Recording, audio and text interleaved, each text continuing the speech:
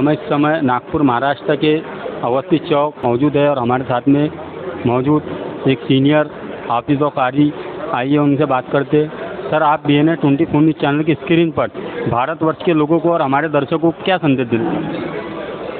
ये ईद मिलादुन नबी असल में हमारे पैगम्बर इस्लाम सल्लल्लाहु अलैहि वसल्लम की विलादत बासादत का दिन होता है।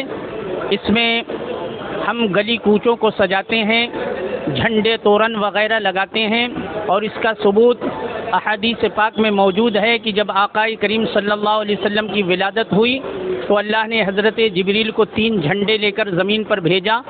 एक मशरिक़ में हज़रत जिब्रील ने लगाया और एक मगरिब में लगाया और एक काबे की छत पर गाड़ दिया।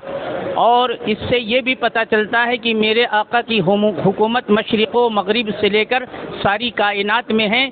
मेरे आका कोई एक ख़ित्ते के लिए रहमत बनकर तशरीफ़ नहीं लाए, और नबी तशरीफ़ लाते थे तो कोई कबीले के लिए, कोई एक मुल्क के लिए, कोई एक सूबे के लिए, कोई एक ख़ानदान के लिए। लेकिन मेरे आका जब तशरीफ़ लाए तो अल्लाह इरशाद फरमाता है, वमा अरसलनाका इल्ला रहमतन लिल आलमीन, ऐ महबूब हमने आपको सारे जहान के लिए रहमत व नूर बनाकर भेजा।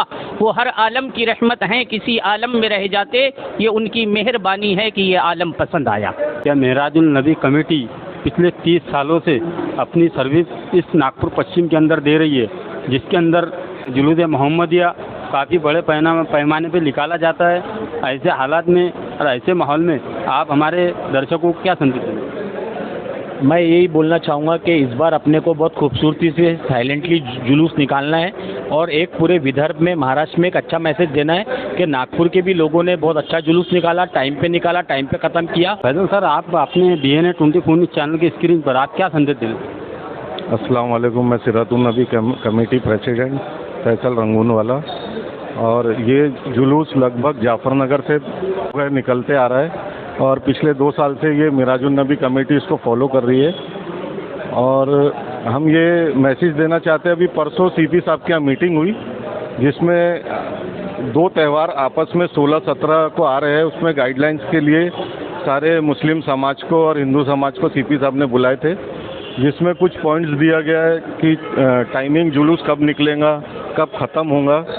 तो उसी को लेके आज पश्चिम नागपुर मिराजुल नबी कमेटी ने DCP साहब और यहाँ के जो PI सदर गिट्टी खदान और सदर थाने के PI, इन लोगों ने यहाँ मीटिंग रखे थे, जो यहाँ से पश्चिम नागपुर से जो जुलूस मध्य नागपुर बड़ी जुलूस में जाके मिलता है।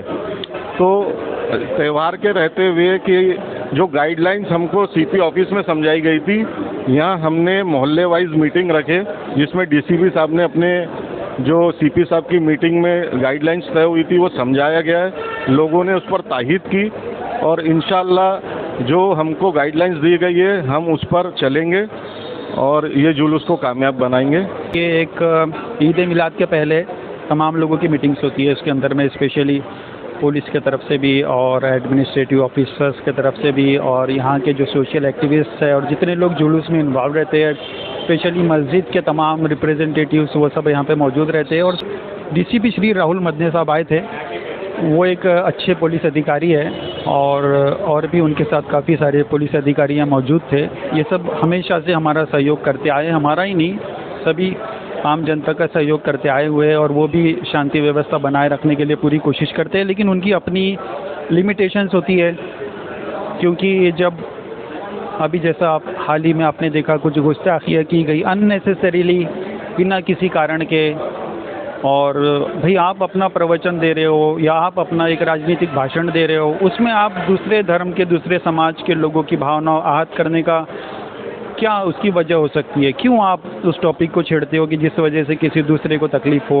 इसकी क्या वजह हो सकती है?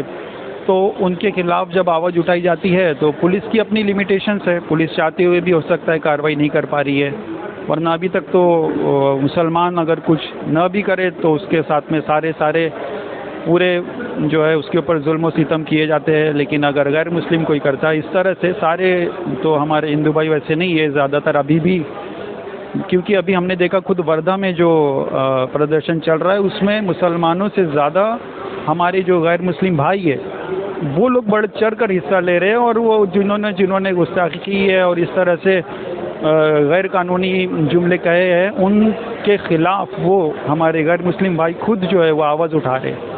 तो हमारे मुल्क में आज भी वो भावना, वो भाईचारा, वो सद्भावना वो ज़िंदा है। और लेकिन ये कुछ जो इस तरह से होते हैं जो नहीं चाहते समाज में जो है शांति बने रहे, वो इस तरह से द्वेषपूर्ण वक्तव्य देते हैं जिससे हमारे देश का माहौल ख़राब होता है। DNA 24 न्यूज़ चैनल से रिपोर्टर फ़हीम अहमद। जय हिंद, जय महाराष्ट्र।